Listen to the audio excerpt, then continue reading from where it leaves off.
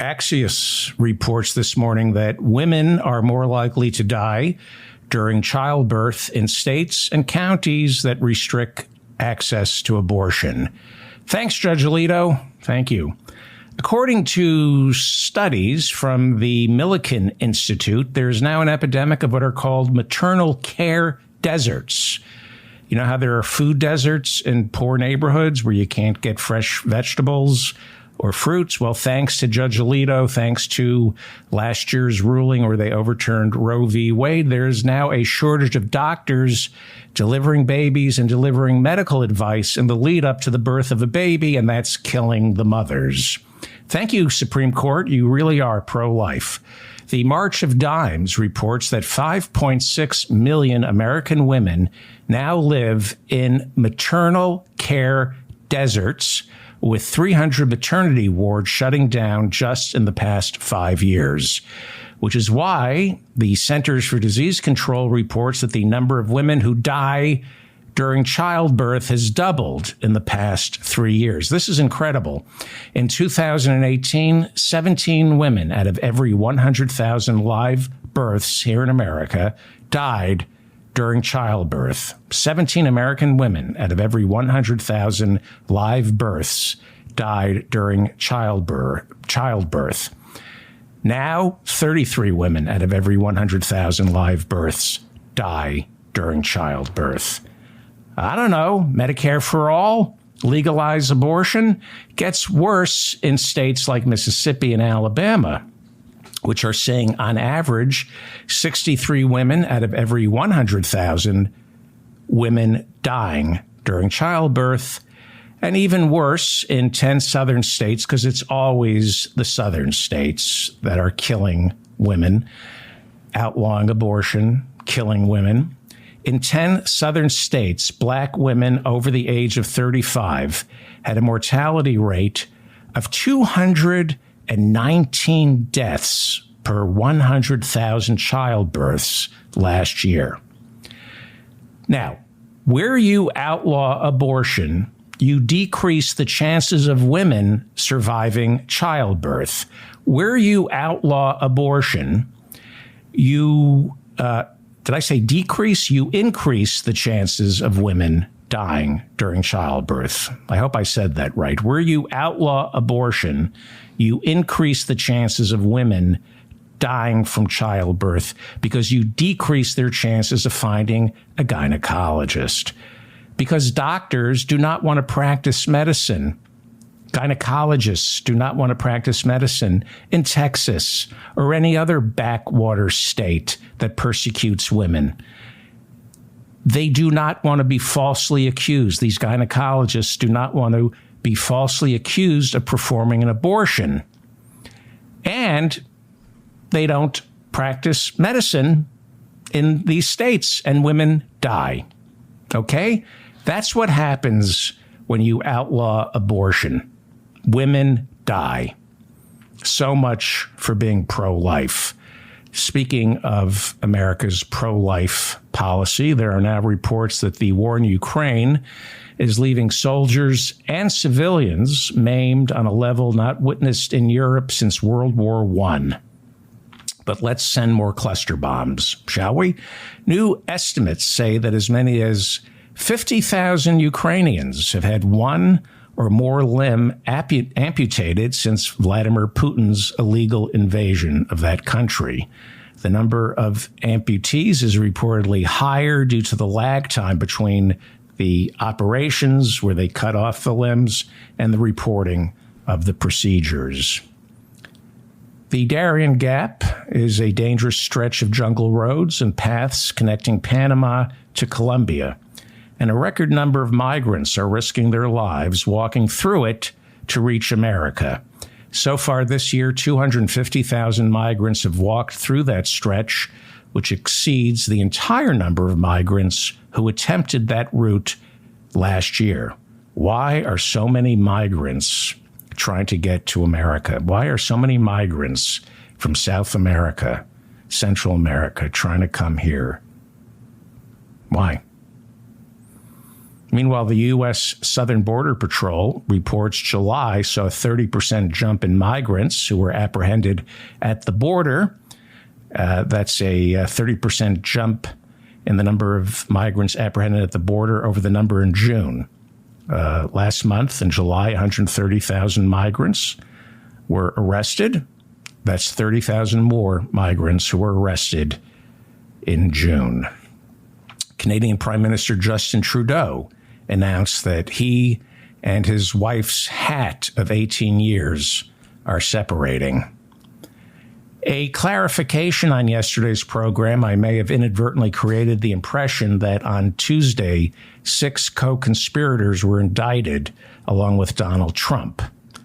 What I should have said is that the indictment included 6 unnamed co-conspirators who have not yet been indicted.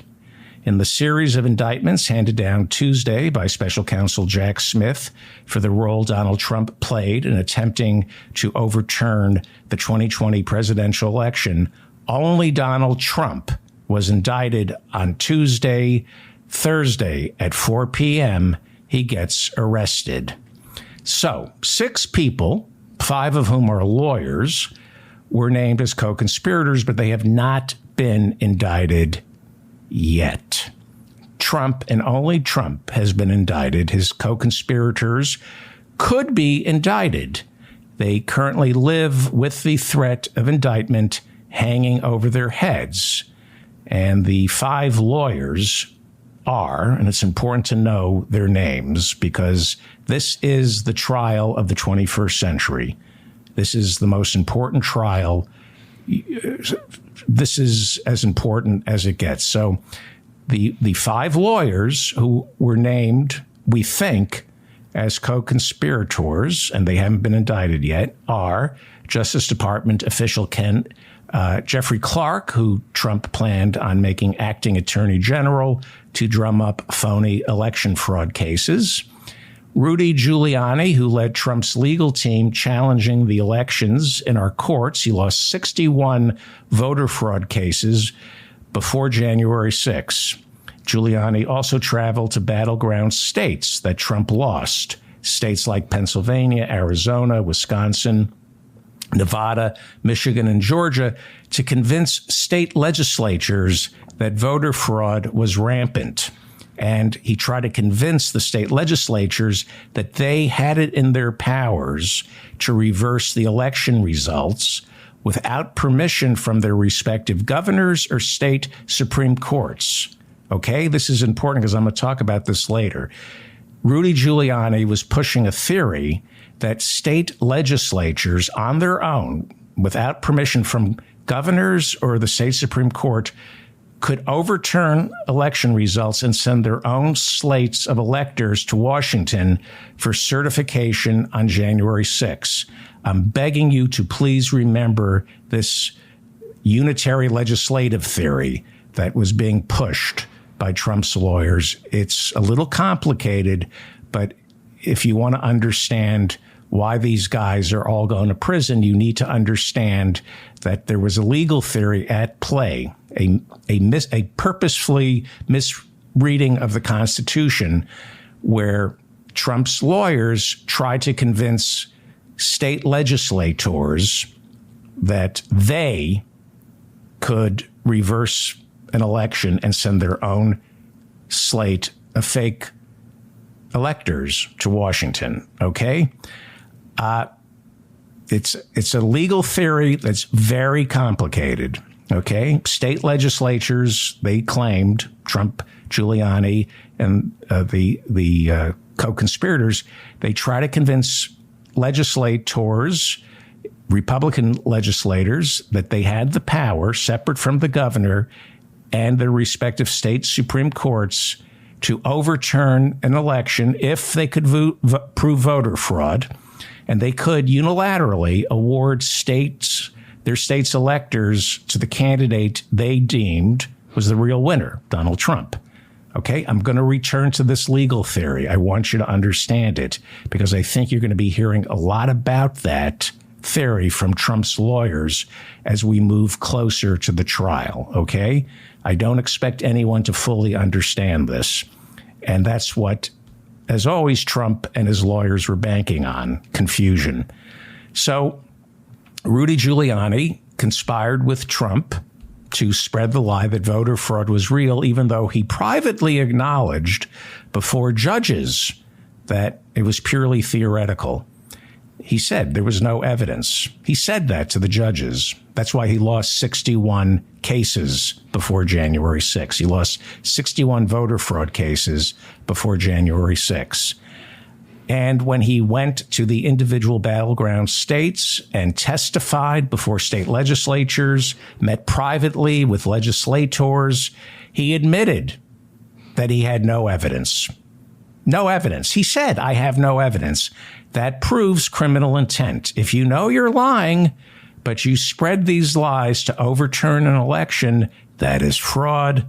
Your criminal intent, the mens rea, is revealed in your privately admitting, I'm lying. Okay, so that's Rudy Giuliani. Then there's John Eastman. He's the lawyer who provided the memos, the legal theories upon which Trump and his co-conspirators, especially Rudy Giuliani, could justify sending phony electors to Washington, D.C. John Eastman, former clerk under Clarence Thomas, best friends with Ginny Thomas, also a lawyer, Ginny Thomas. I don't think she passed the bar. I don't think she could pass the bar. John Eastman provided a lot of the legal heft to convince Donald Trump that it was well within his constitutional rights to twist Mike Pence's arm and insist that as vice president, he possessed the unitary power on January 6 not to certify the election for Joe Biden. Okay? Other co-conspirator, John Chesebro, Harvard, another attorney who provided memos that contained advice to state Republicans and the battleground states on how to make a phony slate of electors seem legitimate. Even worse, and he's flown under the radar, Chesebro used his legal memos to advise Trump on how to rely on deceit to whip up anger and confusion in the lead up to January 6, anger and confusion in Congress and on the streets. He talks in his memos about whipping up anger on the streets so that the Supreme Court would take notice before January 6 and intervene before January 6. And Chesebro writes that they would either award the presidency to Trump because the court is packed with Republicans, or they would order, the Supreme Court would intervene and order the election to be decided by Congress, as it was in 1886. And because of the way each state delegation in Congress is weighted when it comes to voting for president, Republicans would have had the distinct advantage over Democrats. When a presidency is being decided in Congress, the way the votes are weighted, in this instance in 2020, Republicans would have had a distinct advantage over Democrats because each state, as I understand it, and I may be wrong on this, but as I understand it, each state gets one vote based on whether or not they have more Republicans or Democrats in their delegation. So if like California would get one vote and it would be a Democratic vote, but if you look at Georgia or Alabama or Idaho or Missouri,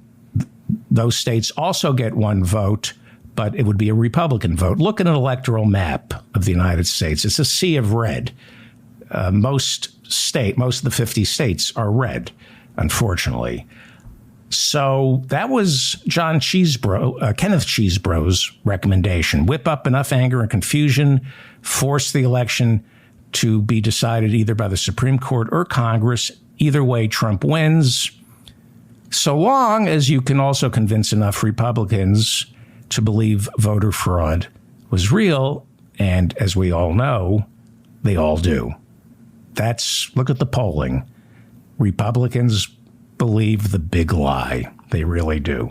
The other co-conspirator, of course, Sidney Powell, who Trump privately admitted was crazy, but he went along with her outlandish voter fraud theories. Voter fraud theories about Dominion voting machines that, when she was allowed to present her theories on Lou Dobbs and Maria Bartiromo and Tucker Carlson and Laura Ingraham on Fox News, because she was allowed to present these insane theories about Dominion voting machines, Fox News had to pay this year $750 million to settle a defamation lawsuit filed by Dominion. Remember that? It's because of her and Rudy being allowed on Fox News to spread voter fraud lies about Dominion voting machines. And a similar defamation suit against Fox News has been filed by a voting machine company known as Smartmatic. Also, same reason, because Rudy Giuliani and Sidney Powell were allowed to appear on Fox News defaming Smartmatic voting machines. Okay, Trump's plan was, after naming Jeffrey Clark as acting attorney general, Sidney Powell would be named special counsel inside the Justice Department, and she would then prosecute department. She would, as a special counsel, she would, inside the Justice Department, she would then prosecute Democratic officials in battleground states, accusing them of stealing the election for Joe Biden. Fraud. I mean, this is, you can't do that. You can't plan. Trump didn't get away with it, but you cannot plan to do this, right? You cannot conspire to rob a bank, and before you get the money, you get arrested. Well, you're still guilty of conspiring to rob the bank, even though you didn't get any money. Okay? It's a very complicated, relentless pursuit to overturn an election. I mean, Trump is a marathon runner. The guy is going to be 80 in a couple of years. The lengths he went to stay in office is positively mind-boggling. Would you go this far to keep a job? He had no support system whatsoever. Nobody was on his side. Nobody was willing to help him. Nobody, except Jeffrey Clark in the Justice Department.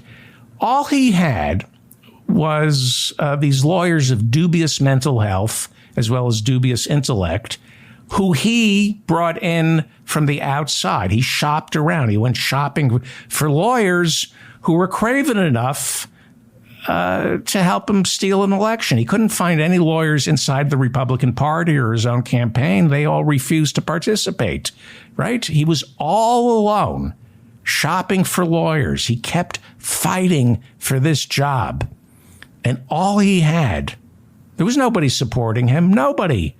Not Melania, not Ivanka, not Jared. Nobody was supporting him. All he had was these co-conspirators and, of course, his army of imbeciles who believe his lies, his army of imbeciles who stormed the Capitol on January 6th. That's all he had. But Trump is tireless. He's intellectually lazy, but when it comes to self-preservation, he's tireless. He is an inspiration to all of us because he's unstoppable. Nothing knocks him down. I've never heard or read of an American like Donald Trump. He is indefatigable. So those are the 5 lawyers who we believe, most people are positive, that these are the 5 unnamed co-conspirators mentioned in Tuesday's indictment. But they have not yet been indicted. Okay? Why not? Because Special Counsel Jack Smith is fighting the clock. The elections, they're underway. He's got to get Trump locked up before we elect him president. And some people, some very respected legal scholars, are suggesting that Jack Smith waited too long to indict Trump. And they're worried that Donald Trump's lawyers will play out the clock and the trial might not take place until after the presidential election. Well, we'll see. I think Jack Smith, I don't know anything. I think Jack Smith, from where I'm sitting, he's only been on the job 8 months. I think he's done a pretty good job. No Robert Mueller, he's racking up indictments. He's indicting Donald Trump. And I'm guessing he didn't want to indict anybody else because he has to convict Donald Trump immediately. He named 6 co-conspirators, and he didn't indict them because he has to focus solely on getting Donald Trump locked up. And by listing 6 co-conspirators but not indicting them on Tuesday, he's saying the clock is ticking. You're either going to flip right now or you're next. You want to be next? That's one of the reasons I think he didn't indict them in this series of indictments. That's not saying they aren't already cooperating. I don't know. From what I understand, you could cooperate and still get indicted, but your cooperation with the special counsel will be taken into consideration during your sentencing. Okay? It is conceivable that all 6 of these co-conspirators told the special counsel everything the special counsel wanted to know, with or without an immunity deal, or a limited immunity deal, or a proffer agreement. I don't know. I'm going to suspect that Rudy Giuliani, who we know is most definitely one of the co-conspirators mentioned in Tuesday's indictment, I think it's safe to say he did not make an immunity deal because he won't shut up.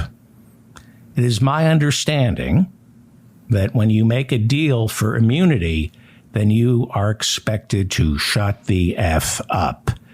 It's the kind of radio silence we're seeing right now from Trump's former chief of staff, Mark Meadows, not saying anything. We know he testified before Jack Smith's grand jury, and Mark Meadows hasn't said a word, okay? All indications, as I said yesterday, point to Mark Meadows making some sort of an immunity deal. He's not listed in Tuesday's indictment. He's not listed as a co-conspirator. But if you followed the January 6th committee hearings, you know that Mark Meadows was a co-conspirator. He was Donald Trump's chief of staff. And whatever crimes Trump committed, Mark Meadows, as his chief of staff, aided and abetted every one of those crimes or committed those crimes alongside Trump or by himself. He's remaining absolutely quiet, Mark Meadows, which is the number one term of an immunity deal. Shut your effing mouth. Rudy Giuliani, on the other hand, won't stop talking. Again, 6 co-conspirators, but none of them named officially and none of them indicted as of this morning. Okay, so yesterday I listed who I thought the co-conspirators were, and it seems, everybody agrees. Giuliani, John Eastman, Jeffrey Clark, Sidney Powell, and Kenneth Chesebro.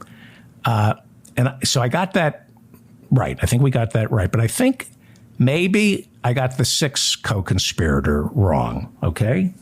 There were 5 lawyers listed as co-conspirators, and then the 6th co-conspirator, unnamed, was listed as a political operative who worked closely for Donald Trump. So I figured yesterday it had to be either Roger Stone or Steve Bannon. And I said it was most probably Steve Bannon. But many people now say I'm wrong. What I've been reading, what was sent to me by my listeners, is that it's not Bannon and it's not Roger Stone. I still think it's Steve Bannon. But my listeners sent me some articles that suggest the 6th co-conspirator is Peter Navarro, the economics professor who served in the Trump White House and spread lies about voter fraud. He's refused to cooperate with the January 6th committee. So this September, he goes on trial for contempt of Congress, which Steve Bannon has already been convicted of. Okay, Steve Bannon, like Peter Navarro, also refused to cooperate with the January 6th committee. And Bannon was convicted of contempt of Congress, which carries a 1-year prison sentence. He's appealing the conviction, and that trial also begins in September. Okay? So I'm going to still say I think it's Steve Bannon. It's wishful thinking that it's Steve Bannon.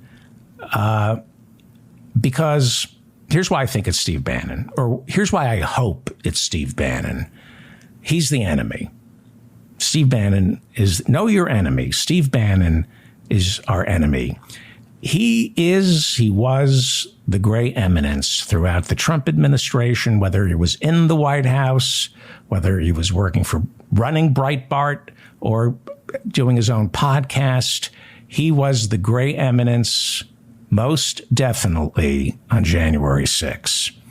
He was meeting at the Willard Hotel. They set up a command center at the Willard Hotel, which is next door to the White House. And they were meeting the night before January 6th, plotting something. Who was in the command center at the Willard Hotel? Well, Roger Stone, Rudy Giuliani, General Michael Flynn. And so of those people, a bigger case can be made that, and Peter Navarro was also in the command center, but a bigger case could be made that Steve Bannon had been cooperating with, perhaps cooperating with the Oath Keepers and the Proud Boys.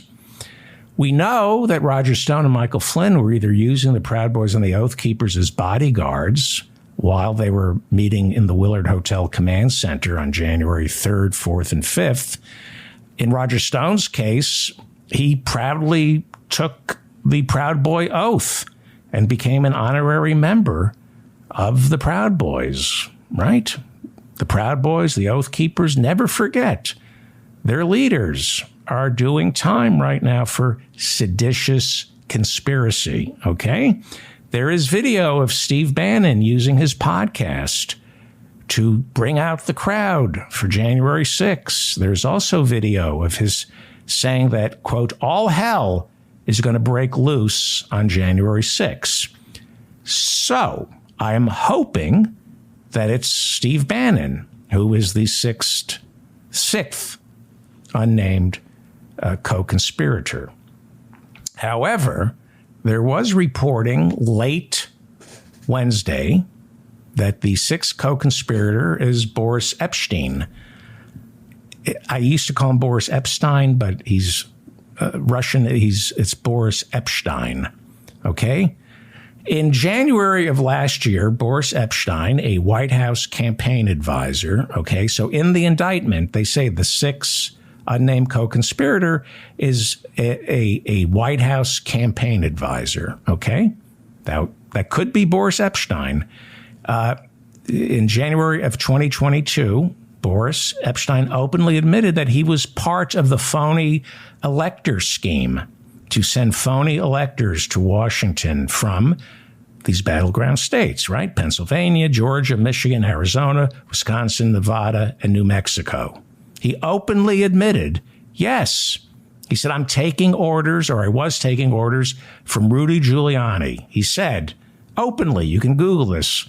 Yes, we were running an alternative elector scheme. He didn't call it a phony elector scheme. He called it an alternative slate of electors that would be sent to Washington on January 6th. And he said Rudy Giuliani was running the entire shop to send these phony, he called them alternative electors, not phony electors. You know, alternative electors, like remember Kellyanne Conway said there are alternative facts? Well, they were going to send alternative electors to Washington, D.C. Boris Epshteyn was also reportedly working inside the Willard Hotel Command Center alongside Rudy Giuliani. You know, January 5th, they were in the Willard. Rudy, Steve Bannon, Roger Stone, and Michael Flynn. And Mark Meadows chickened out. He didn't show up to the Willard Hotel on January 5th. He phoned it in, which suggests that Meadows has criminal intent. He knew that command center was a den of thieves. I better stay out of there. Okay? The fact that Mark Meadows knew not to show up at the command center at the Willard Hotel proves that he knew this is illegal, and that makes him a criminal. Again, this is all conjecture. It's being batted. The Boris Epstein theory is conjecture batted around, and some people think it makes sense. However, Boris Epstein is a lawyer, okay? And in the indictment, 5 of the 6 co-conspirators were identified as lawyers. The 6th, however, was identified only as a political operative. Boris Epstein is a lawyer.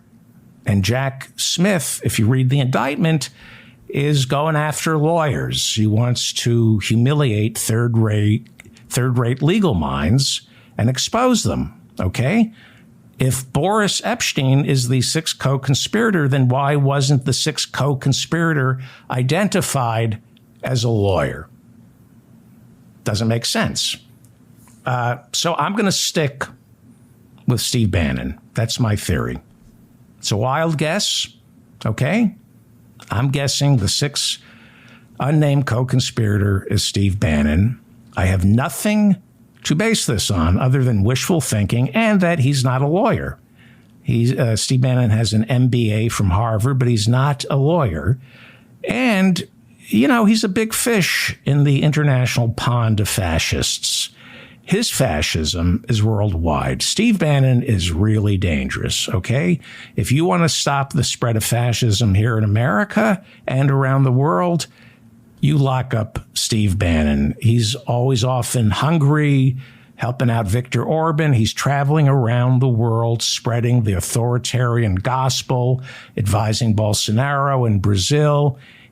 On the world stage of fascists, he is a major player. He is a threat to democracies around the world, especially since he knows how to raise money. He's got Wall Street ties. So again, I'm hoping the unnamed co-conspirator, the 6th unnamed co-conspirator, is the fascist Steve Bannon. He is very interesting, the same way Joseph Goebbels is interesting. Bannon is, sadly to say, an intellectual as much as a fascist can be an intellectual. He's a student of fascism. He ran Donald Trump's presidential campaign for a little while back in 2016, and he understands the right-wing mind and how to manipulate it. Now, as I understand it, back in 2016, Steve Bannon schooled Trump on tapping into the racist vote, although Donald Trump didn't really need to be schooled in racism and how to appeal to racists. He figured that out by himself. I mean, wasn't his father arrested at a Klan meeting? But Steve Bannon really studied the fascist mind, the authoritarian playbook. He went deeper and schooled Donald Trump on tapping into the involuntary celibate vote, right? The involuntary celibates, the men who are sexually frustrated, who are angry at themselves, and even angrier at women. He realized they were an untapped voting bloc in 2016. I've been told that Steve Bannon is the one who discovered a large voting bloc on the internet where lonely, angry, sexually frustrated men could fall prey to both the charms of QAnon and a fascist like Donald Trump. It was he figured it out, the perfect intersection of conspiracy theories, loneliness, sexual frustration, anger, rage, and Donald Trump. And supposedly, Steve Bannon, the same way Joseph Goebbels schooled Hitler, supposedly Steve Bannon schooled Donald Trump in spreading confusion, keeping Americans in a constant state of chaos, back on our heels. Every day, Donald Trump would throw something at us, and we couldn't keep track of his lies or the tsunami of right-wing authoritarian policy he was shoving down our throats. Remember what it was like when Donald Trump was president? Every day was a fresh horror of confusion. Bannon, and I'm absolutely certain of this, Bannon is the one who trained Donald Trump, taught Donald Trump how to flood the end zone. This is a term that Steve Bannon uses. Flood the end zone with so many lies that the media doesn't have time to parse truth from innuendo, truth from lies, truth from half-truths. He calls it flooding the end zone, where you just, right? No schedule, just pure chaos. And what does that create? It creates a need for an authoritarian to step up amidst all this confusion and say, I alone can save this country. How many times have we heard Donald Trump say, I and only I alone can save this country? But he doesn't add, from the chaos I am inflicting upon it. Bannon, he was Trump's Joseph Goebbels and communicated with Trump via his podcast and radio show after Trump fired him from the White House. Steve Bannon, way too smart, way too evil. Steve Bannon, I'm hoping he's the sixth conspirator because he's dangerous. Steve Bannon is an example of what happens to incredibly smart, incredibly ambitious men who nobody wants to have sex with. That's what happens when you're incredibly ambitious and incredibly smart, but nobody wants to have sex with you. You turn into Frank Luntz, Joseph Goebbels, or Steve Bannon. I'm being cruel, but it's the truth. If Frank Luntz, Joseph Goebbels, or Steve Bannon, if anybody wanted to have sex with them, they wouldn't be who they are. I know Joseph Goebbels had children. Magda Goebbels, don't get me started on Magda, who, before Joseph, was married to a Jew. I don't want to get into that. I could talk about Magda Goebbels all night. And the way she put the kids to bed in the bunker as the Allies were coming into Berlin. Boy, could she read a bedtime story to her kids. When Magda Goebbels read a bedtime story to her kids, they fell asleep and they stayed asleep. So, Donald Trump is scheduled to appear before a Washington, D.C. judge at 4 p.m. Thursday afternoon today, where he will be charged for the role he played in attempting to overturn the 2020 presidential election, resulting in the January 6th insurrection. Look, I know there's climate catastrophe, cops shooting unarmed black men in the back, income inequality, and health insurance companies murdering tens of thousands of Americans each month. That's what's really important. But there's also the threat of fascism here in America.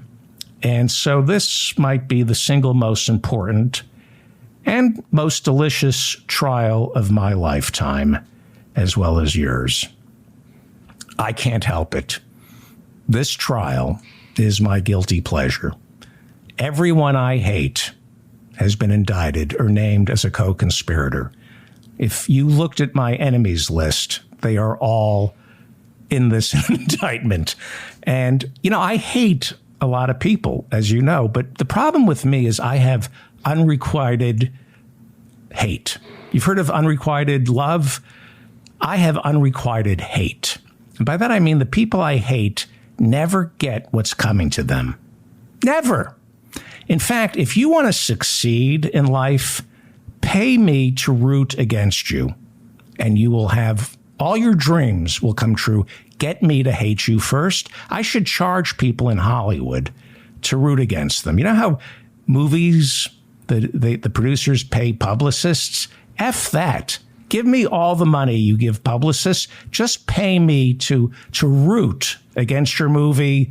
It'll clean up at the box office. I promise you. If I hate you, if I actively hate you and root against you, the sky is the limit. I cannot tell you how many Peabody Awards, Oscars, Emmys, Nobel Peace Prizes I'm responsible for simply because I hated these people. But this trial, the people I hate are finally suffering. This is so delicious for me. I've waited a lifetime for this. Trump is scheduled to appear before Judge Tanya S. Chutkan, who has been assigned the case. And Trump is not going to like Judge Chutkan. Not at all. First off, she is a she.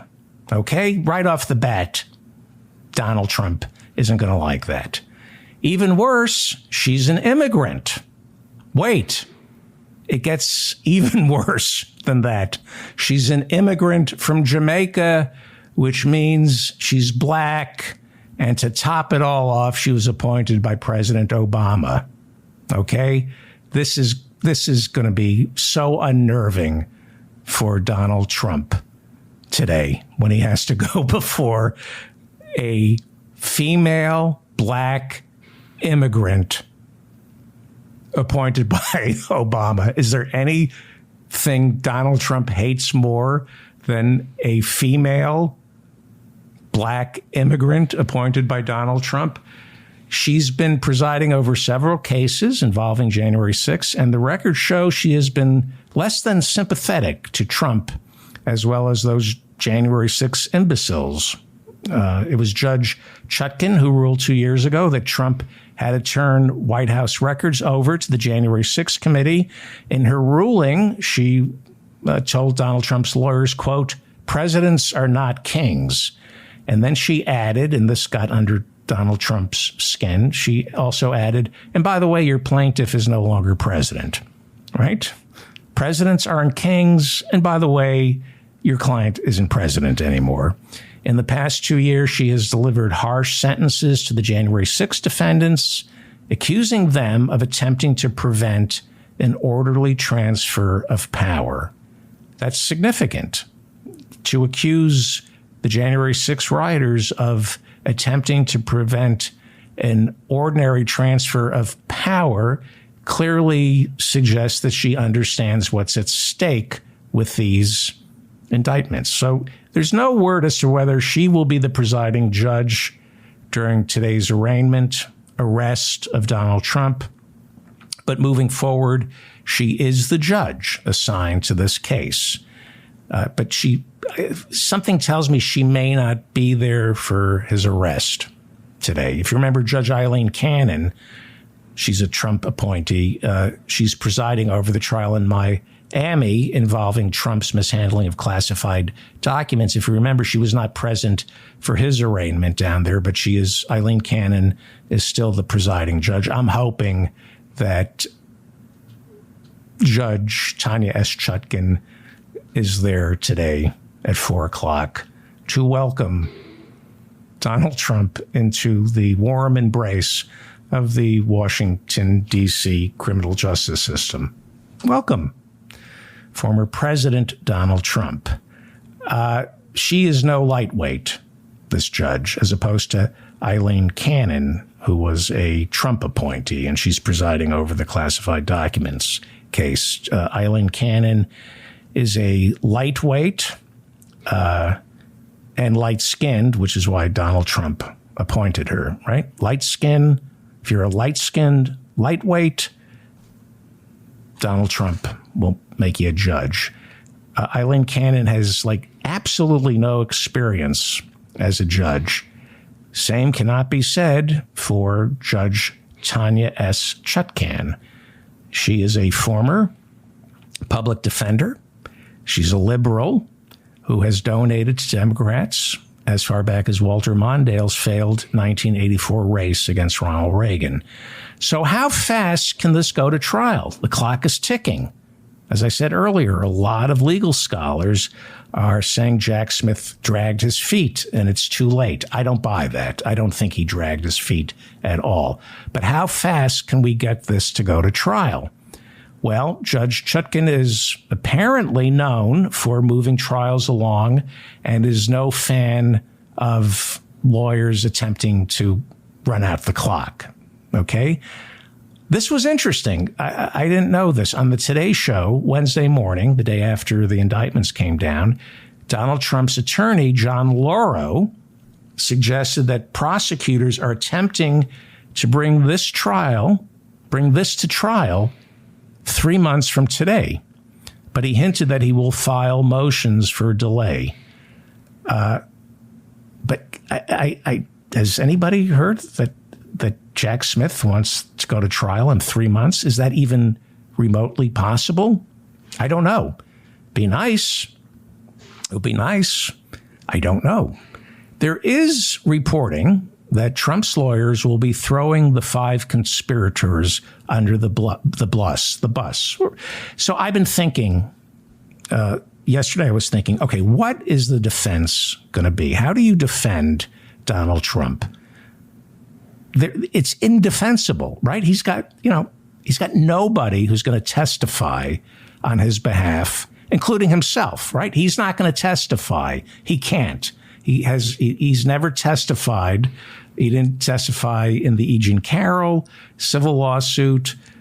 He cannot go before a jury because of his lack of impulse control. He will perjure himself, okay? Who is going to defend Donald Trump? Who is going to be a character witness? Or who is going to testify that Donald Trump didn't knowingly lie about voter fraud and instigate a riot, an insurrection on January 6th? There is nobody who's going to the only people who would testify on his behalf are these 6 co-conspirators. But they're looking at indictments, right? Those are the only people who will testify on his behalf. So how do you defend this guy? How do you defend him?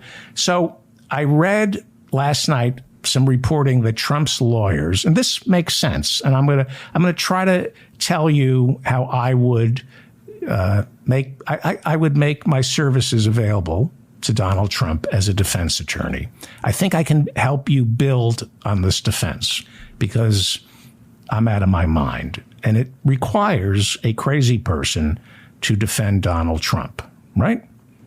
So here's how I would build on what I think is going to be Donald Trump's defense. He's still going to go to prison, but you gotta present a defense. You got to earn the money from the $40 million the super PAC is raising for his legal defense. You got to earn your money.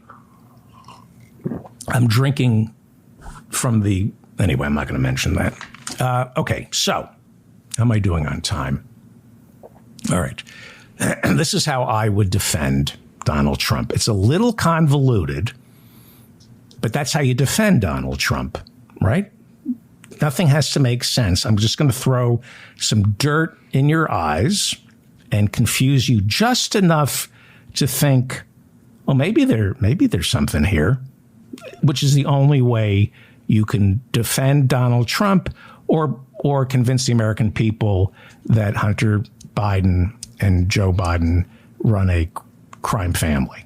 Just throw dirt in people's face. Doesn't have to be true. Doesn't have to be based on any legal precedent. It just has to sound like there's a germ of truth behind this. But I do think I genuinely think, because I'm out of my mind and ignorant and shameless, I think this is his defense, or at least I think this is the defense you're going to be hearing. So try to follow this, because I do think, I thought long and hard about this. I genuinely think this is how they're going to try to defend Donald Trump. Hear me out. Okay, so there is reporting that Trump's lawyers are going to throw the 5 co-conspirators under the bus, the 5 lawyers, right? They're going to blame Trump's lawyers, the co-conspirators. They're going to blame them for providing Donald Trump with poor legal counsel. They're going to portray Donald Trump as the victim of poor legal counsel. It's bullshit, but that's what they're already beginning to do, right? There is reporting that his lawyers plan to prove that Trump, in the lead up to January 6th, was the victim of bad lawyering, when in fact Trump's lawyers are the victims of bad clienting. You know, every lawyer in the world told Trump there was no voter fraud. And we can't help you here. There was no way.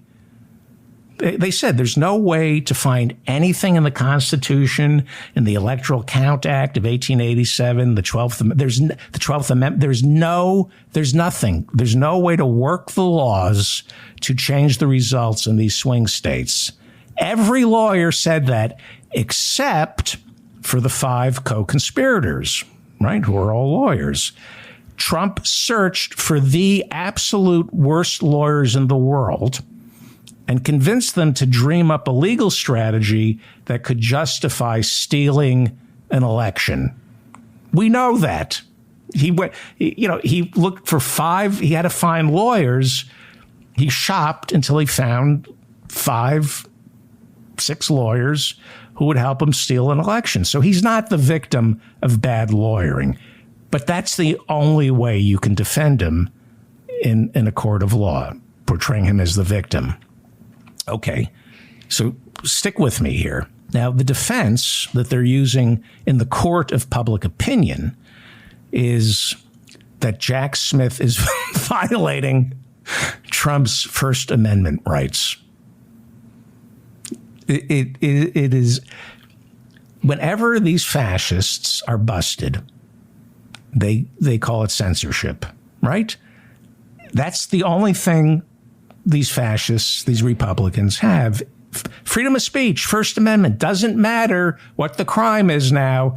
It all gets down to censorship and freedom of speech. That's what they're saying.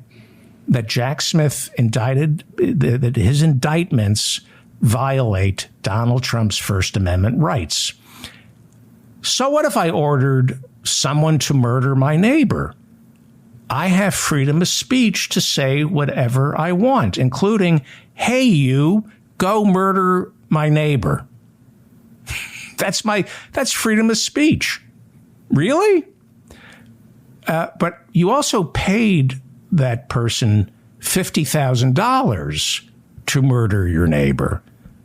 Money is speech. You read the Citizens United decision. Money is speech. Paying someone to murder your neighbor is freedom of speech. I can spend money on anything I want. No, money is not speech, first of all. The Supreme Court is wrong. And conspiring to overturn an election is not protected by the First Amendment. What are we? Are we in the 4th grade?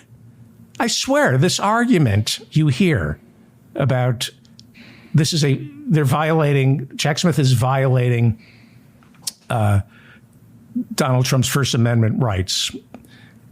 This is what a 4th grader would say. And the teacher would respond, I like the way you think. That's, for a 4th grader, stick with it. Stick with it.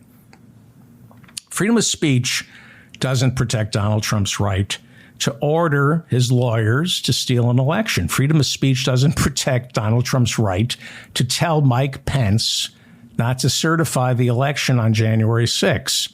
And freedom of speech doesn't protect Trump's right to tell thousands of armed protesters on January 6th to go down to the Capitol and fight like hell. Can't scream fire in a crowded movie theater. That's not freedom of speech. This is not a First Amendment issue. Okay? So let me offer up a defense for Donald Trump. This is what I think they're going to end up insisting upon. It's insane, but I'm insane. And I mark my words, I genuinely believe this will be the defense. Okay? How do you defend Donald Trump? So this is the defense I think we're going to be hearing. Mark my words. In the next couple of weeks, this is the defense you're going to be hearing. I think Trump's lawyers are going to say he was, in fact, the victim of bad lawyering. And here's how Trump's lawyers are going to frame it. I can't see them doing it any other way, okay? This is a little complicated, and it's really stupid, but it sounds smart. I mean, it's so stupid, it's smart. So you may want to rewind this, okay? Now, they're going to claim that Trump's lawyers tricked Donald Trump into believing there were sufficient ambiguities in the Constitution, in the 12th Amendment, and our nation's election laws. They're going to say that Trump was tricked into believing that there were enough ambiguities in the Constitution, the 12th Amendment, and our nation's election laws to allow him to twist Mike Pence's arm and convince him that he does, in fact, have the unitary power not to certify the election on January 6th. Okay? Trump's lawyers, mark my words, they're going to claim that Donald Trump is the victim of his lawyers' poor reading of the laws governing federal elections, poor reading of the Constitution and the 12th Amendment. Okay? Trump's attorneys are also going to say that Trump's lawyers misread the U.S. Constitution and convinced Donald Trump that state legislatures, individual state legislatures, have the unitary power to decide the outcome of a presidential election. Remember, I talked about this at the top of the show, and I begged you to remember this. I kind of explained it. There is a legal theory, okay? There is a reading of the Constitution that John Eastman, Kenneth Chesebro, these are the co-conspirators, the lawyers who wrote the memos. There has been, for decades, a theory about presidential elections.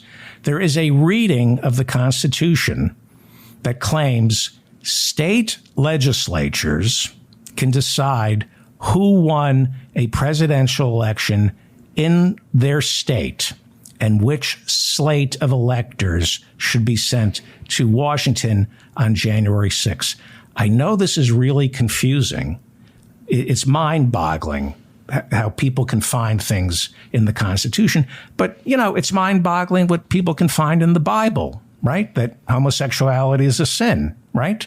But people will find, people will find things in the Bible and people will find things in the Constitution to further their venal agenda, okay? There is a legal theory that John Eastman, Kenneth Chesebro, Rudy signed on to this, Sidney Powell signed on to this, his lawyers signed on to this legal theory that state legislatures decide which slate of electors to send, and that the governor of that state, as well as the state Supreme Court, have absolutely no say. They have no right to intervene. It is the legislative branch of these states that decides how elections are conducted. That is the legal theory, okay? Operating off that legal theory, Donald Trump was inviting the leaders of state legislatures to the White House after the election. Do you remember? He started bringing in, I think, Pennsylvania, representatives from the state legislature, I think from Michigan and Pennsylvania, had meetings with Trump in the Oval Office where he was twisting their arm and telling them, read the Constitution. You and you alone can determine which slate of electors to send to Washington, D.C. There's voter fraud. I can prove it. And you have to declare that there's voter fraud in Pennsylvania and in Michigan, and you have to send a slate of electors for me, not Joe Biden. Okay? This is why Rudy Giuliani, based on this reading, this phony reading of the Constitution, it is why Rudy Giuliani traveled around the country, going to Arizona, Pennsylvania, and Michigan. That's why he testified before state legislatures in the lead up to January 6th, trying to prove voter fraud while at the same time trying to convince the Republican-controlled state legislatures that the Constitution allows them to overturn election results and decide on their own slate of electors to send to Washington, D.C. There was legal undergirding to this in memos written by John Eastman and Kenneth Chesebro and Sidney Powell and Rudy Giuliani, right? They advised Donald Trump that this was in the Constitution, that nobody was breaking the law, courting state legislators in battleground states. At the time, and this is really important. By the way, I'm insane, okay? And this is insane what I'm telling you, but this is going to be their defense, okay? This is really important. Please stay with my insanity because this is going to be Donald Trump's defense. I promise you, okay? They are going to claim that this legal theory about state legislatures was a theory that had never been tested, which gives Trump's lawyers legal standing to claim that because the legal theory had never been tested, they were not breaking the law when they pushed state legislatures to send their own slate of electors. Okay? Of course, now you also have to convince the state legislatures of voter fraud, which shouldn't exist. Okay? And that's criminal. But that, again, it doesn't matter. I'm just telling you what the defense is going to be. There are more holes in this theory than in Chris Christie's underwear after a dinner at Taco Bell or some lousy joke like that. Okay? Okay, so this is the defense they're going to use. Mark my words. They're going to say the primacy of the legislative branch in individual states when it comes to elections was never tested. Therefore, nobody knew it was against the law. It was never tested, and this is really important, okay? It's insane. It's insane, okay? But this is what they're going to say. They're going to say this legislative theory had never been tested until last month, when the Supreme Court rejected that legal theory in a case that had nothing to do with the 2020 presidential election. It involved gerrymandering. But the primacy of the legislative branch when it comes to election laws in individual states, what the theory was tested, and last month the Supreme Court rejected the theory. Okay? They rejected the theory that state legislatures have almost unlimited power to decide the rules of elections in each state. Which means, Your Honor, when my client, Donald Trump, and Rudy Giuliani were pushing this legislative theory, it had not yet been rejected by the Supreme Court, hadn't been tested. As far as we were concerned, it was okay to try to convince state legislators that they had the unitary power to overturn the elections in their states. That's what Trump's lawyers are going to say.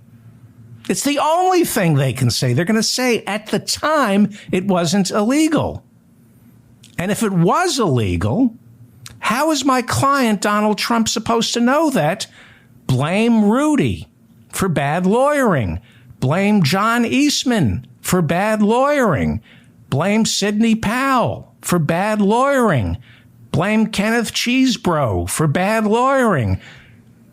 Blame Jeffrey Clark in the Justice Department who tried to trick my client, Donald Trump, into naming him acting attorney general. Blame Jeffrey Clark for bad lawyering. But Your Honor, please don't blame my client, who was merely getting bad legal advice from these lawyers who he went shopping around for bad legal advice. Okay? Look, this is pretty good. If you're an effing liar, which is the only way you can defend Donald Trump, this is his defense. This is his only defense. I promise you. I always say I'm usually wrong. I really, I'm insane. I've racked my brain trying to figure out how do you defend Beelzebub. This is the only way, as far as I can see it. Okay, second part of his defense. I don't know if anybody's still listening to me. And yes, I've gone off the deep end. I'm totally obsessed with this trial. Okay, this is the second prong of my defense for Donald Trump. And this is really important. If you're having a nervous breakdown like me, okay? This is like the most important thing in the world, if you're losing it. Okay, here's the second prong of the defense for Donald Trump, Your Honor. If you recall, Your Honor, in December of last year, Congress had to rewrite the Electoral Count Act of 1887. In December, as recently as December of last year, Joe Biden had to sign into law a rewrite, an update of the Electoral Count Act of 1887.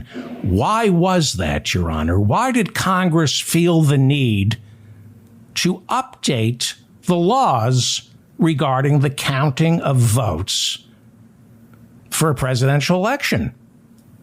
Trump's lawyers are going to say, what compelled Congress, what compelled Joe Biden to sign into law a rewrite of the Electoral Count Act of 1887, Your Honor? Why did they have to put it into law in December of last year? Why did they have to put it into law and make it clear that the vice president is a purely ceremonial position on January 6th, Your Honor? If what prosecutors say that everybody knew that Mike Pence couldn't decertify an election on January 6, 2021, why in December of 2022, Your Honor, did Joe Biden and the Congress have to put it into law that the vice president is on January 6th is a purely ceremonial office? If everybody knew that it was a ceremonial office, then why put it into law? That's what Donald Trump's lawyers are going to claim. Mark my words. This is his only defense. This is what they're going to say. They're going to say the fact that Congress last year had to spell out that the vice president has zero power to certify or decertify a presidential election on January 6th, that is dispositive proof that back on January 6, 2021, the law was not clear as to whether or not Mike Pence did or did not have the power to decertify a presidential election. If the law was in fact clear, Your Honor, why did they have to update it in December of last year? Trump's lawyers are going to insist that only now, looking back through hindsight and Supreme Court rulings last month and legislation passed in December of last year, only now do we know that a president can't twist the vice president's arm to decertify an election, twist the arms of state legislators to send their own slate of electors. Only now, after the Supreme Court ruled, only now, after Congress passed a bill, do we know for certain that the actions of my client, Donald Trump, were illegal. But at the time, on January 6th, in the lead up to January 6th, because of bad lawyering, my client had no idea that he was breaking the law. Okay, that will be Donald Trump's defense. How do I know that? Because I'm an effing idiot. I think like an idiot. And those are the only lawyers stupid enough to defend Donald Trump. Idiots like me. Which means he's going to prison. He's going to prison. He's going to prison. He's going to prison. The bikers, the Trump bikers, you can riot in the streets. He's going to prison. He's going to prison. This isn't the Mueller report. Mueller didn't indict. Jack Smith is indicting. He's going to prison over the classified material case is a slam dunk. And the January 6th case is a slam dunk. You tell me, I got to wrap it up. You tell me one person who's going to testify on behalf of Donald Trump. Name one person. Not even Donald Trump is going to testify on behalf of Donald Trump. He is going to prison.